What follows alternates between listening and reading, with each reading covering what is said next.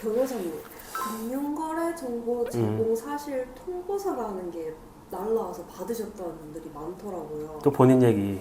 많이들 그러니까 접해볼 수 있는 게 아니라서 받으시면 되게 놀랄 거예요. 그러니까 금융기관은 뭐 은행 같은 데죠. 은행 같은 데서는 법적인 요건 하에서 어떤 법인, 뭐 어떤 개인의 금융거래 정보를 제공할 의무가 있습니다. 정보를 제공을 하면 당신의 금융 정보를 어디에다가 제공했다라는 걸 통보하도록 되어 있거든요. 규정 간단하게 말씀을 드리면요. 금융실명거래 및 비밀보장에 관한 법률, 흔히 얘기하는 금융실명법이라고 있습니다. 여기 제4조를 보면 금융거래의 비밀보장이라고 되어 있어서 금융회사 등에 종사하는 자는 명의인의 서면 요구나 동의를 받지 아니하고 그 금융거래에 관한 내용에 대한 정보 또는 자료, 이걸 통틀어서 이제 거래 정보 등이라고 하는데요. 이걸 타인에게 제공하거나 누설하여서는 아니 된다. 그리고 누구든지 또 요구를 해서는 아니 된다라고 규정되어 있습니다. 그러니까 나의 금융 정보는 나의 동의 없이 제3자에게 제공되지 않습니다. 이게 원칙인데요. 다만 일정한 경우에 한해서는 그 제공을 요구할 수 있고 제공을 해줘야 되는 경우가 있는데, 그 첫 번째가 법원의 제출 명령 또는 법관이 발부한 영장에 따른 거래 정보 등의 제공, 그 다음에 뭐 조세 관련된 내용 뭐 등등등등 1에서 8호까지 규정되어 있습니다. 이런 규정 하에서 누군가가 금융기관에 뭐 어떤 특정인의 금융거래 정보 제공을 요청할 수 있고요. 금융기관은 이에 따라서 제공을 하여야 합니다. 이런 절차에 따라서 금융정보를 제공을 한 경우 이렇게 제공하였음을 당사자에게 통보하는 절차, 그 통보하는 문서가 금융거래정보 제공사실 통보서입니다.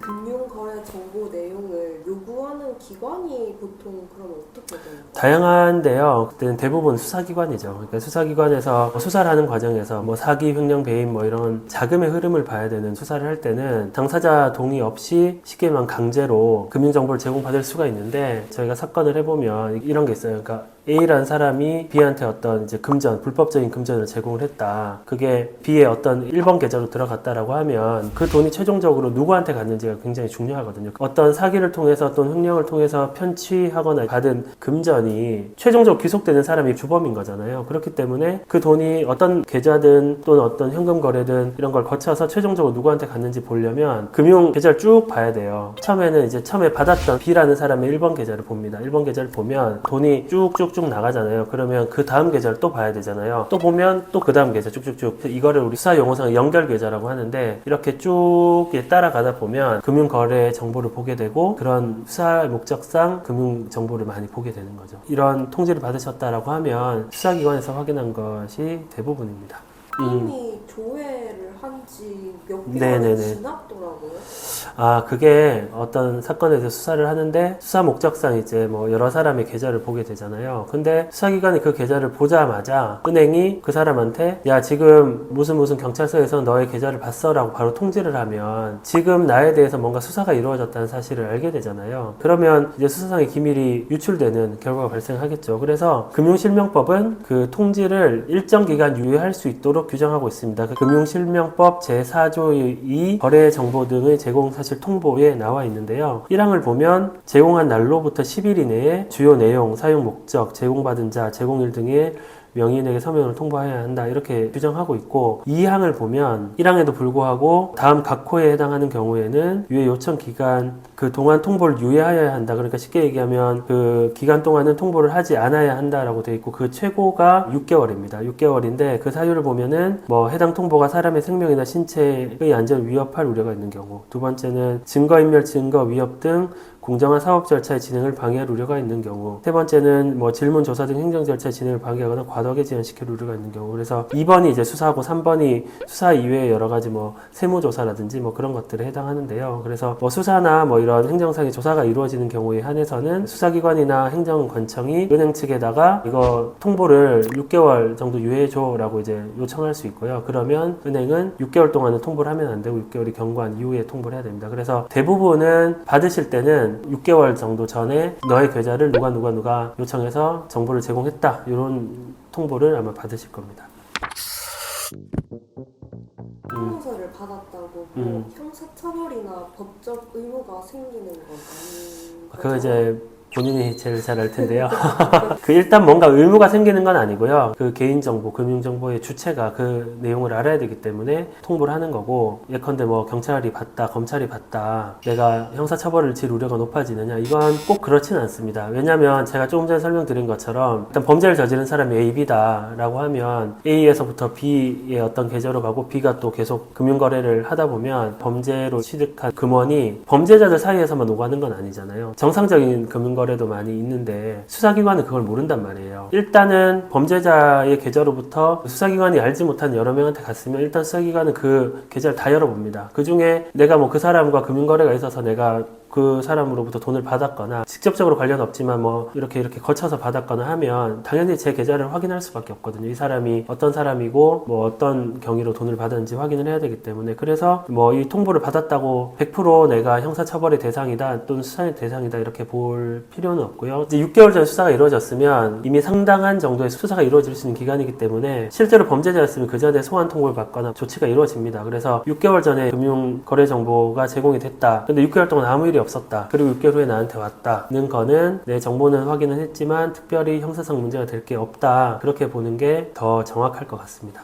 제 정보가 열람이 된 거잖아요. 네네네, 그렇죠. 그 수사 내용을 저도 알 수 있는 건가요? 아니요, 그 수사 내용은 사실은 알기 어렵고요. 그 수사는 기본적으로 공개되지 않는 게 원칙입니다. 그러니까 수사 단계에서는 공개되지 않는 게 원칙이고, 나중에 이게 최종적으로 수사 결과 범죄가 성립된다 그래서 이제 그 재판으로 넘겨졌을 때, 쉽게 얘기하면 기소가 됐을 때 그때 공개되는 게 원칙이기 때문에 내가 조사를 실제로 이제 받고 있는 상황이라면 한정된 범위 내에서 이제 정보 공개 청구를 할 수 있는 거고요. 그게 아니라 내 정보를 수사기관에서 확인했다, 이 정도만으로는 확인하기는 어렵다. 그렇습니다. 모든 은행 정보가 제공이 되는 건가요? 이게 특정을 하도록 되어 있습니다. 물론 필요가 있으면 모든 정보를 봐야 되는 경우도 있지만 보통은 어떤 시점, 어떤 거래 특정이 되기 때문에, 예를 들어서 A와 B 사이에 2023년 10월부터 12월 사이에 뭔가 금전 거래가 있었는데 이게 문제가 된다라고 하면 2023년 10월에서 12월 A와 B 사이에 어떤 특정한 계좌를 먼저 보게 되는 거고요. 그러면서 이제 점점 더 수사하는 과정에서 혐의가 확대가 된다라고 하면 수사기관은 거기에 맞춰서 이제 예를 들어서 뭐 AB 말고 CD 계좌를 봐야 된다 그러면 그것도 이제 추가로 이제 청구를 하는 거고, 기간도 처음에는 뭐 2023년 10월에서 12월이었는데 조사를 하다 보니 이 사람들의 범죄 기간이 뭐 2020년부터 2024년까지다라고 하면 확대해서 영장을 받는 거죠. 그리고 실제로 법원도 범죄가 소명되지 않으면 영장을 발부해주지 않습니다. 왜 그러냐면 수사와 관련이 없음에도 불구하고 여러 가지 개인정보를 확인할 수 있게 되면 개인정보라는 게 보호가 되지 않잖아요. 그렇기 때문에 수사에 꼭 필요한 범위 내에서 영장을 발부하고요. 그래서 질문 주신 내용으로 돌아가 보면 모든 계좌가 관련이 돼 있으면 모든 계좌를 볼 수 있겠지만 보통은 모든 계좌가 아니라 필요한 기간, 필요한 계좌를 볼 수 있습니다. 또 이제 추가로 관련해서 말씀드릴게요. 지금 말씀드린 건 강제 수사, 내가 모르는 상황에서 내 계좌가 봤을 때 이제 통보가 되는 거고, 실제로 많이 겪는 경우는 뭐냐면 경찰 조사 과정에서 경찰이 금융 정보 제공 동의를 해달라 이렇게 해서 동의서를 이렇게 받는 경우가 있습니다. 그게 뭐냐면 방금 말씀드린 것처럼 경찰이든 검찰이든 수사기관이 수사를 하면서 계좌를 봐야 돼요. 그러면 보는 방법이 크게 두 가지가 있거든요. 하나는 지금 계속 설명드린 것처럼 영장을 받아서 강제로 보는 거죠. 나 몰래. 나의 동의 없이 강제로 보는 게 있고, 그게 아니라 그냥 당사자 동의를 받아서 보는 게 있어요. 어느 게 더 많다 말씀드리긴 어렵지만 실제로 이제 겪는 빈도를 보면 뭐 사기나 뭐 이런 횡령이나 그런 범죄 수사를 받는다 그러면 경찰이 피해자에게 너의 계좌를 좀 객관적으로 봐야 되니 언제부터 언제까지 너의 계좌 정보를 볼 수 있게 동의해달라 이렇게 요청하는 경우가 있습니다. 그러면 이제 고민을 해야 되거든요. 그 시점에서는 내가 동의를 해서 일정 기간 동안의 금융정보, 나의 금융정보를 보게 할 것이냐, 부동의할 것이냐, 이걸 결정을 해야 되고, 근데 통상적으로 이제 부동의를 하면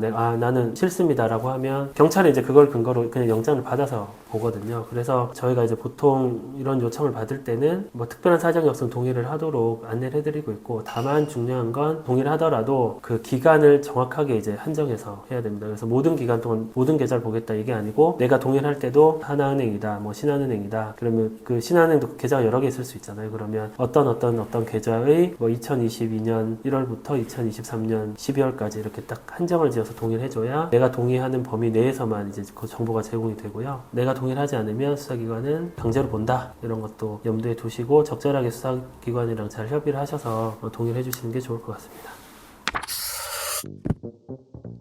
수사기관에서 금융정보를 어떤 방식으로 보고 어떻게 통지되는지에 대해서 전반적으로 살펴봐 드렸고요. 금융정보 제공 통지를 받으시면 되게 놀라실 거예요. 이게 뭐 보이스피싱은 아닌지, 나의 뭐 어떤 정보가 어디까지 갔는지, 왜 받는지 궁금하시기도 하고 놀라실 것 같은데요. 일단 범죄랑 연관되는 어떤 행동을 하지 않았거나 하면 크게 걱정하실 건 아니고요. 다만 그 기간 안에 어떤 이게 잘못한 사람은 본인이 제일 잘 알아요. 어떤 꺼림직한 거래가 있었다라고 하면 사실관계를 좀 확인하시고 수사기관에 뭐 조사가 되고 있다라고 하면 변호사의 도움을 받는 게 좋을 것 같습니다. 오늘 영상이 도움이 되셨다면 구독, 좋아요, 알림 설정 부탁드립니다. 감사합니다.